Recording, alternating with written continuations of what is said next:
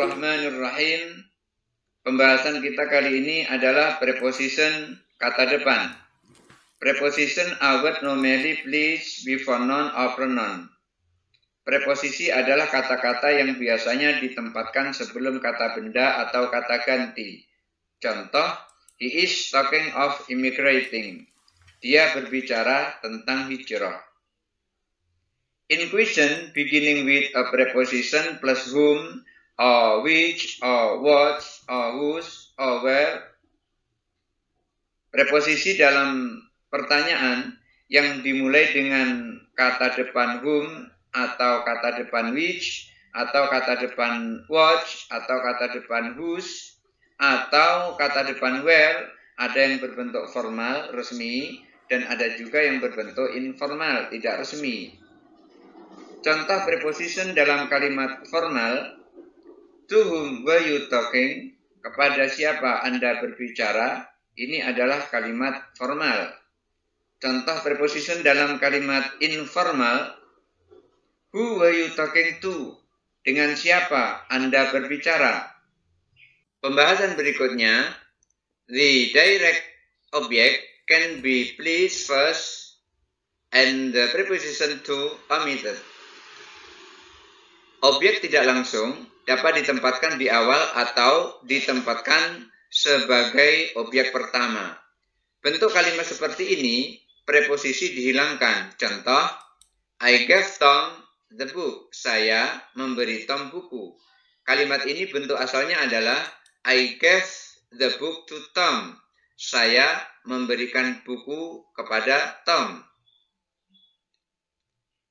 Word of command, request, invitation, and advice, kata kerja komen, request, invitation, dan advice, can be followed directly by the person addressed without to plus infinitive.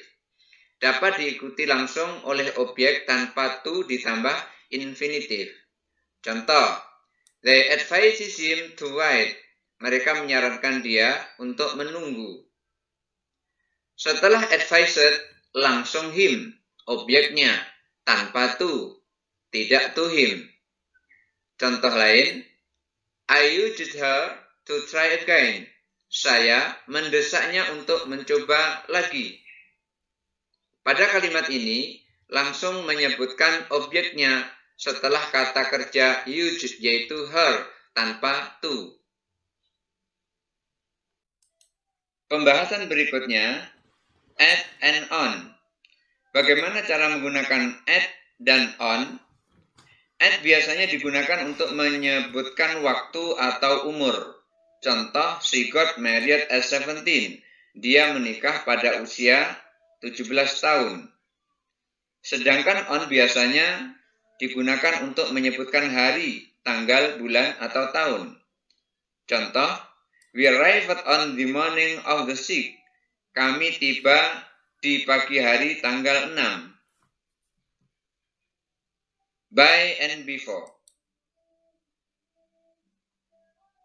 By bisa digunakan untuk mengungkapkan waktu, tanggal, atau rentang waktu. Contoh, by the end of July, I'll have read all those books. Pada akhir Juli, saya akan membaca semua buku itu. Sementara itu, before bisa digunakan sebagai preposisi atau kata depan, bisa digunakan juga sebagai konjungsi atau kata sambung atau kata penghubung, juga bisa digunakan sebagai kata keterangan. Contoh yang digunakan sebagai preposisi atau kata depan, before signing this, sebelum menandatangani ini.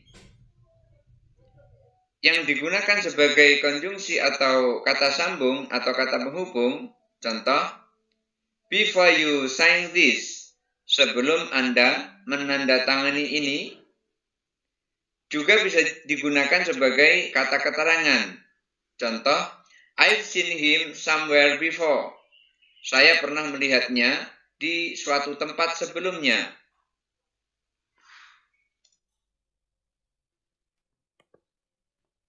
Pembahasan berikutnya, from, science, and for. Bagaimana cara menggunakan from, science, dan for? From is normally used with to or till or until.